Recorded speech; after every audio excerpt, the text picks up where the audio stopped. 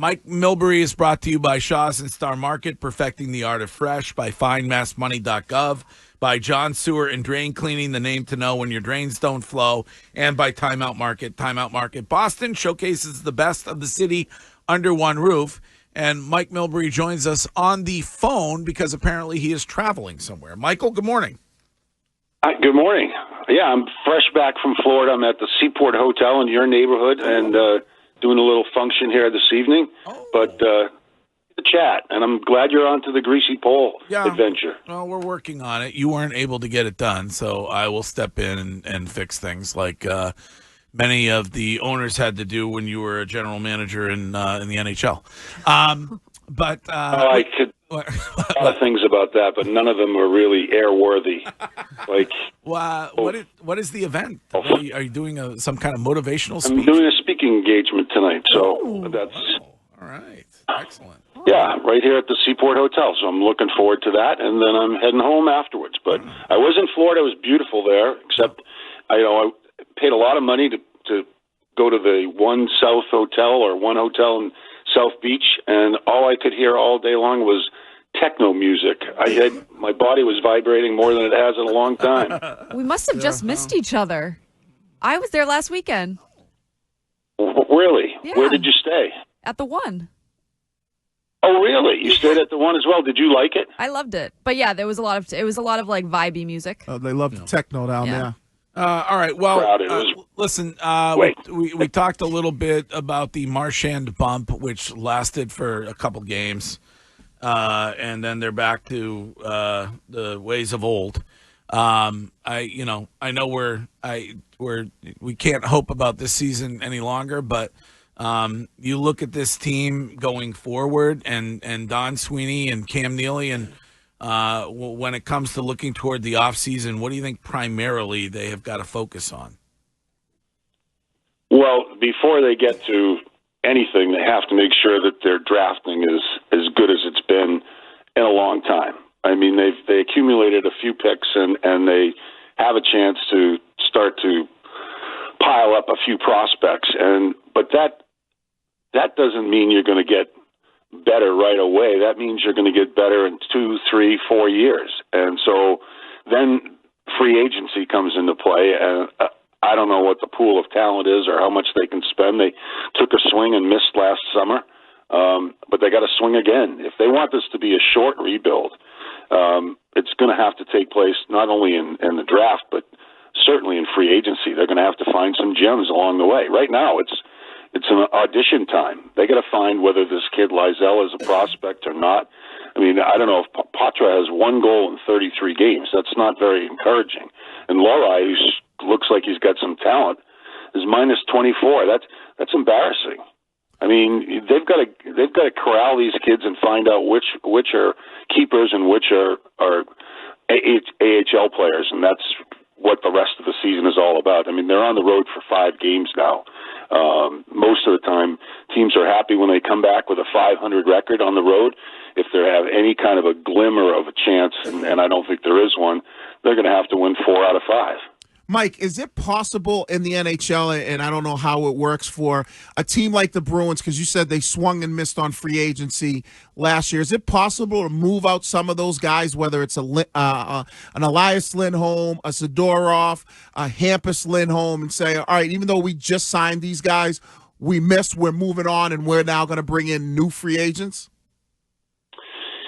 It's hard to do. I mean, especially given and particularly with Lindholm, the amount of money that they gave him, and their expectations that he would be a top 6 forward, and now it looks like he's a replacement for Charlie Coyle as a third line, good face-off guy, reliable defensively, but not very gifted offensively, and that's for them to try to move him is going to be tough, and it's a long-term contract. I think they're going to have to just eat it. And Zadorov is a little more tolerable in terms of finances, but he's a 4-5 guy, and they thought he was going to be at least a 3 or 4 guy, and he's not. And so, you know what? You swallow your mistakes and you move on, and you try it again if ownership lets you. Mike, do you think that Joe Sacco might be the biggest loser to come out of this season? To be with an organization for 11 seasons, then be put in a situation where you're the interim head coach with a team that just doesn't seem to be meshing? Like, is he getting screwed in all of this? Yeah, and loser's the wrong term. There's nothing a loser about Joe Sacco, even though his team's not winning right now. He's put in an impossible position. That's what I meant by loser. I didn't mean, yeah. He's doing the best he can with it, and it's hard to judge him as a coach under these circumstances. I've been there in a situation on Long Island where we just didn't have talent, and it's frustrating, but there's not much you can do except just put your nose to the grindstone and try to work with younger players and try to get them in a better situation. But it's bleak now, and I as a player, I never missed the playoffs, and it was, I'm proud of that. But these guys, I know when they're in this situation, and I coached a team that didn't make it, it's tough to keep them motivated. It's tough to keep their spirits up, and that's a job that Joe Sacco has to address and try to keep them in a place where at least you're getting effort, and not easy to do. It really isn't. But I hope for his sake that some of the young blood that's coming into the lineup will stay with it, realizing that they have a chance to make a lot of money and make an impact on this particular organization. Mike, Shime and I kind of go back and forth on this one. I guess with your expertise, do you feel like this team has talent other than really Pasta and McAvoy? Do you feel like, and Swayman, but I mean, like forwards, defensemen, forward-wise, do you feel like they have talented players? They have role players, and they have some guys that can be effective in the bottom six of the lineup. And Geeky looks like he's having a heck of a year. Looks like he could be a top six forward along with Pasta, but there's a void in the high-end talent positions, and that's where you need to fill that void in order to become competitive. You can't go with role players. You need guys that are game changers, and they don't have enough of them.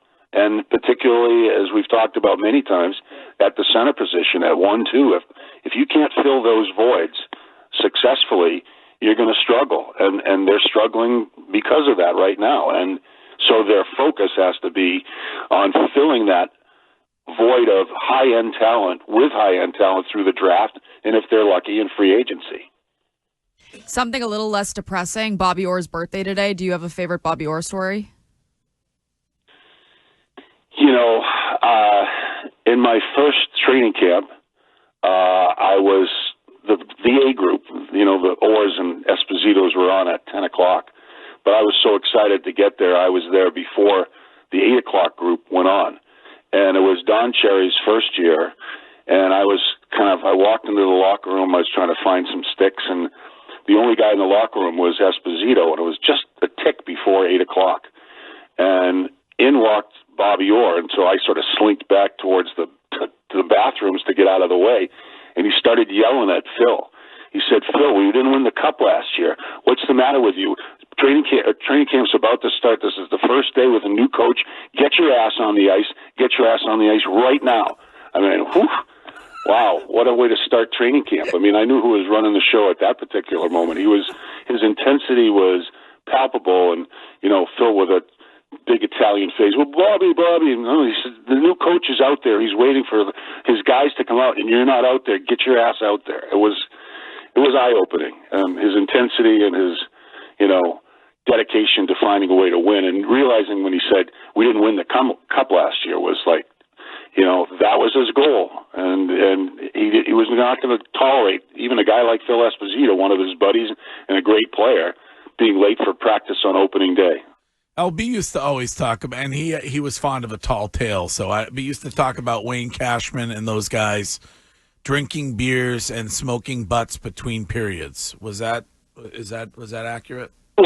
There were a few guys that did that. They went off to the side of the room, and I don't remember anybody drinking beers between periods. That's not something I saw, and not something I'd ever expect to see in the locker room. But there were a couple of guys that moved to the skate sharpening room and had a weed once in a while. But most of the time, the guys were pretty dedicated to it, and nobody more than Orr. And my other Orr story is when I was coaching in Maine, and the team was really, it was my second year, and we were struggling a little bit, and I called him, and I wasn't that close with him, and I asked him if he possibly could come up and talk to the team.